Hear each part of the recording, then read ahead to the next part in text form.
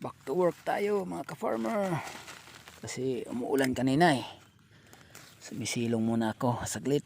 Yun, wala ng ulan. Back to work tayo, back to work. Banat, banat, banat. Yun, tinatanggal ko lang yung mga damo sa puno ng ampalaya. Patuloy lang, tatanggalin natin yung mga dahon na hindi na kailangan na mga dahon.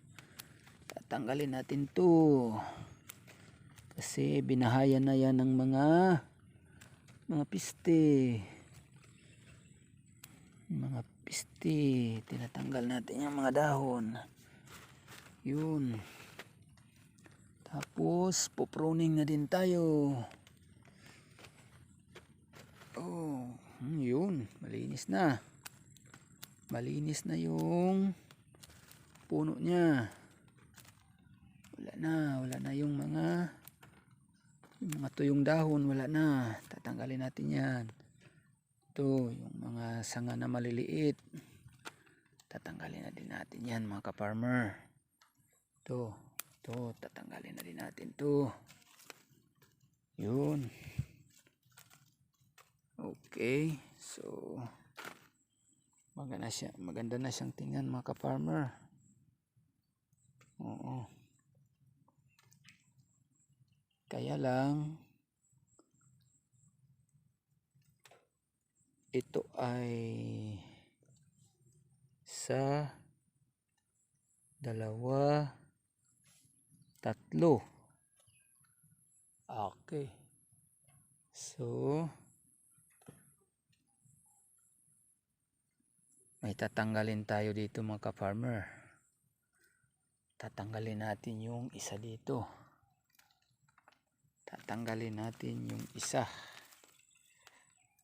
Pero parang sayang eh. Kasi ang lulusog nila mga ka-farmer. So wag na lang. Ang lusog kasi nila eh. Wag na lang nating tatanggalin. Yun, bubunot tayo ng damo mga ka-farmer. At saka tip lang mga ka-farmer, dapat pagkagaya ko na palaging nagsusulo lang ako palagi sa trabaho mga ka-farmer. Bihira lang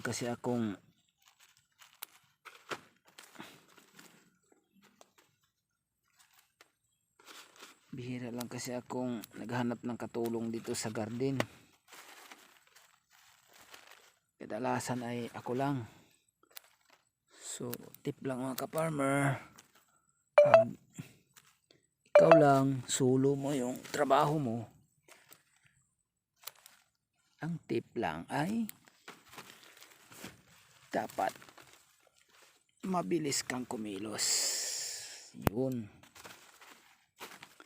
Yun mga ka-farmer, dapat mabilis ka talagang kumilos kapag ikaw lang, solo mo lang yung trabaho mga ka-farmer. Dapat talaga mabilis yung kilos mo.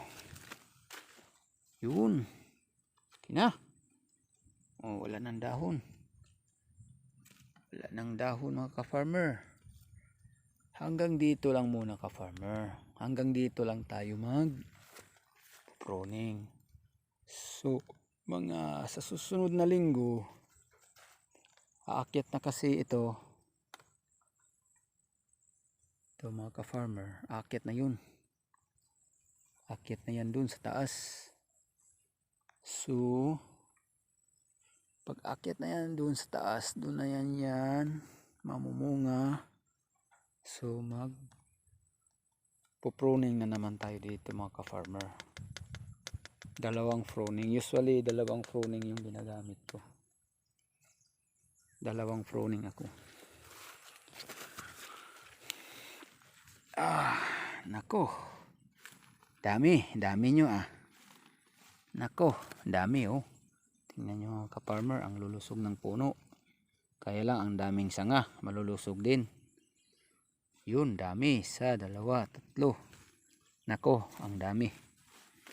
Ang dami mga ka-farmer na sanga at ang dahon niya ay sobrang dami. So, tatanggalin natin to mga ka-farmer. Yun, itong mga sanga. Tatanggalin natin to mga ka-farmer. Hindi naman lahat. Hindi naman lahat mga ka-farmer. Ito lang. Okay, tatanggalin din natin to mga sanga, mga dahon. Mga dahon, yun. Marami ngayon yung pupuningan ko mga ka-farmer. Marami ngayon Okay. Okay. Yun, ang lulusog ng puno mga ka-farmer. Ito, titira ko na to ka-farmer kasi ang ganda. Lusog. Ito, tatanggalin ko to mga ka-farmer. Tatanggalin ko to. Ititira natin ito. At saka ito yung mother. Ito tatanggalin natin to, yung pangatlo. Yun. Okay. Tapos yung mga dahon na sobrang kapal ng dahon ay tatanggalin din natin mga ka-farmer. Sobrang kapal ng dahon. Yun. Okay. Saka yung mga dahon na makakapal masyado, tatanggalin natin to. At saka itong sanga na maliliit, tatanggalin din natin to mga ka-farmer. Pati na din yung mga damo para walang kahati sa nutrient at sa vitamina. Ito tatanggalin din natin to mga ka-farmer. May bunga pero may uod. Pero tatanggalin natin to mga ka-farmer. Sayang kasi malaki na, pero tatanggalin talaga natin to mga ka-farmer. Yun. Kasi yun, may uod na.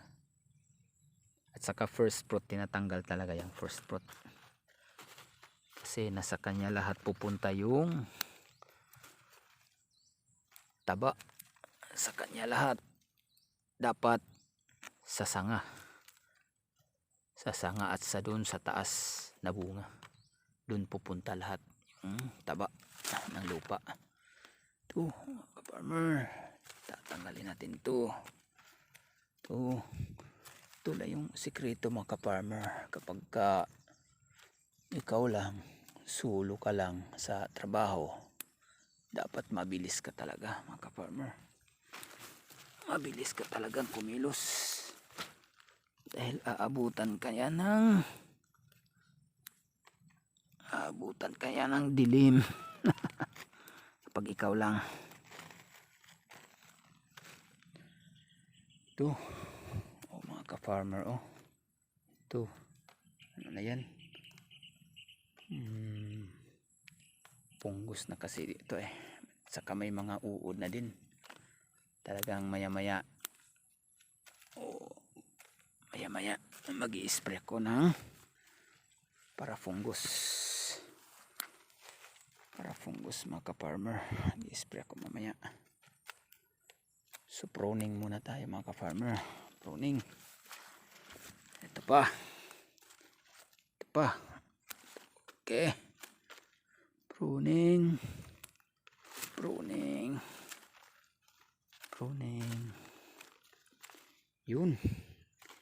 Yun lang ang init. Biglang buhos ng ulan at biglang init. Wow.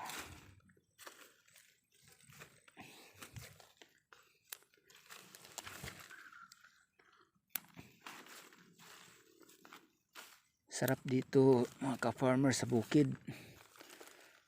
Talagang nalilibang ka dito. Wala yung mga stress mo. Wala yung mga stress mo dito. Kahit mahirap, importante, masaya ka sa ginagawa mo. Yun ang importante.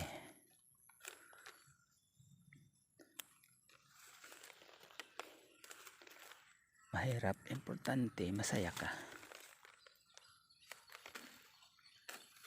Nakakapagod din paminsan-minsan. Importante, si Lord ay kasama mo. Nandyan si Lord eh. Nawala yung pagod mo kasi. Nandyan si Lord. Tinutulungan tayo ni Lord. Nakapagod magsaka, pero pag si Lord ang kasama, ang saya.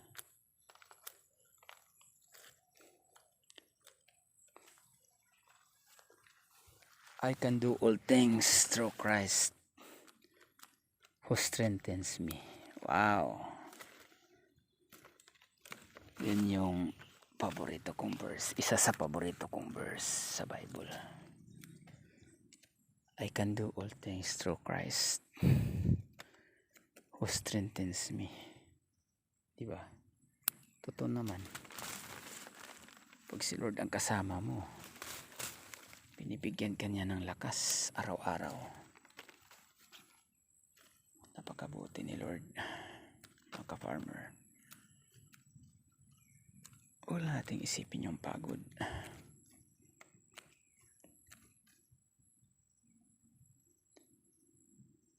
Yun. Pasensya na kayo mga ka-farmer sa video ko. Kasi minsan hindi maganda yung kuha. Wala kasi wala kasi ang lagayan ng cellphone. Nahawakan ko lang eh. Sa susunod, mga ka-farmer. Salamat mga ka-farmer.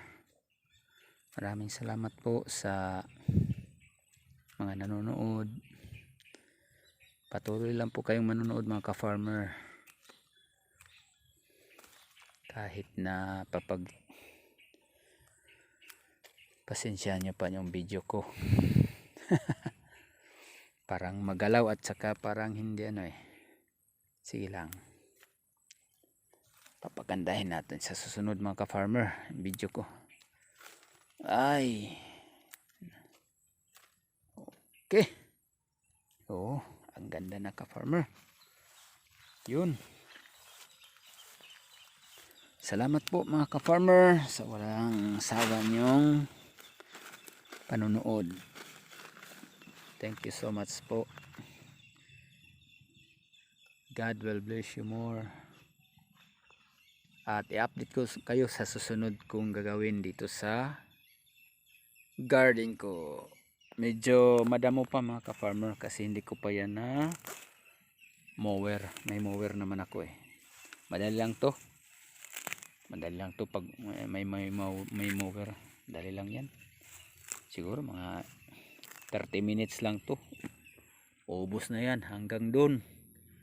Ito hanggang doon. Ubos na yan. 30 minutes lang yan. Ubos na yan. Thank you po mga ka-farmer. God bless you. God bless you. Thank you so much.